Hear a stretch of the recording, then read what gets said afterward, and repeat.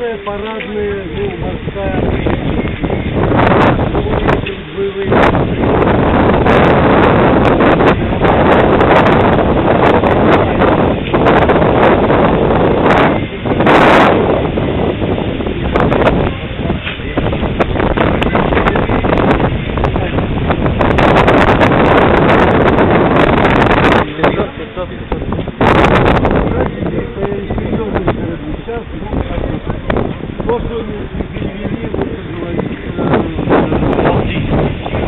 Значит, я вам дам буквально, ну, кто не боится ветра и холода, там, ну, я думаю, 10 минут это будет выставка.